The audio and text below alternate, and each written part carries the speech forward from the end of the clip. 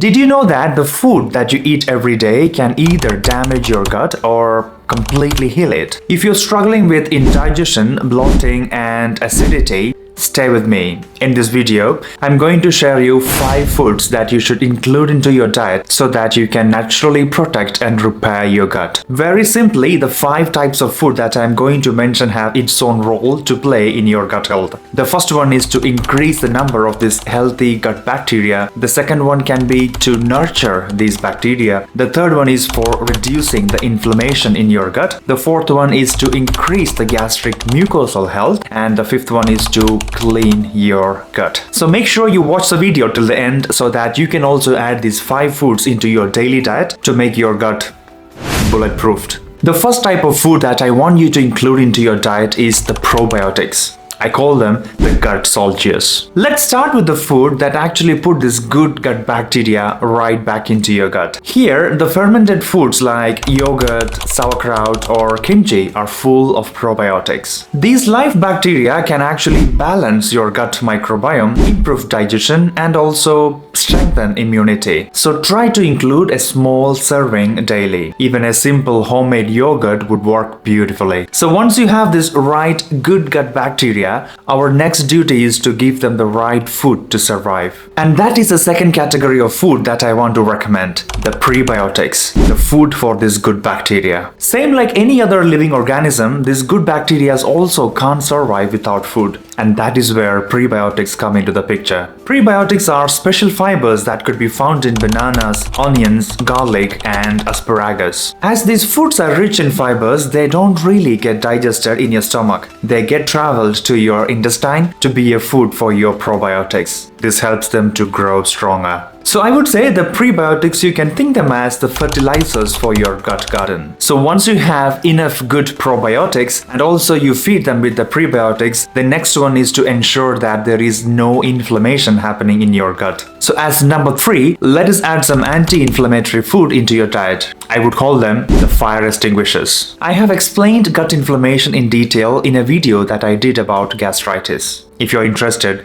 go check that video out here. So now here is where things get a bit interesting. There are some food that can actually calm the fire of inflammation in your gut. Turmeric and ginger are classics. They are proven to reduce gut inflammation. Here I also want to mention about cabbage and broccoli sprouts. These 2 food items are also proven to reduce gastric inflammation. They can also reduce peptic ulcers by reducing the growth of a bacteria called as Helicobacter pylori. So adding these anti-inflammatory foods into your daily diet can bring noticeable difference. They can reduce your gastritis and other acid reflux symptoms. So while we try to reduce the inflammation, we also should focus on increasing the gastric mucosa. Here I want to recommend the food that I would call as the protectors or the shield. This one will be especially powerful if you're suffering from burning, reflux, or ulcers. Here I want to recommend licorice roots. You can take it in the form of deglycerinated licorice. This can stimulate your stomach to produce more protective mucus. Another alternative that I want to mention is the intake of aloe vera. Taking aloe vera is also found to stimulate the production of gastric mucosa. Our ancient remedies actually knew this, and the modern science confirms it. Fifth one is the high fiber foods or the gut sweepers. Finally, let's talk about the food that keep everything moving smoothly. Intake of whole grains, legumes, fruits, and vegetables give us the much needed soluble and insoluble fibers. Fiber not only prevents constipation but also produces short chain fatty acids, which are like healing fuel for your intestinal cells. Without fiber in your diet, even probiotics and prebiotics can't do their best work. So let's have a quick recap. Add probiotics to bring in the good bacteria. Here we mentioned about yogurt,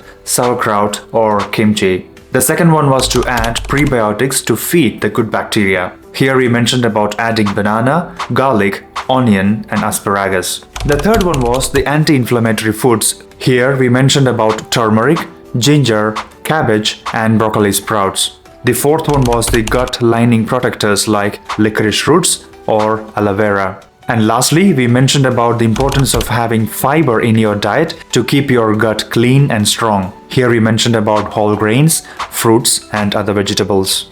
If you start to add 2 or 3 of these, your gut will say thank you. If you found value from the video, give it a like and share it to somebody whom you really care about. Also make sure that you subscribe to the channel so that you don't miss out on any of my future uploads. Thank you for watching. This is Dr. Tomson and hopefully I'll see you in the next one.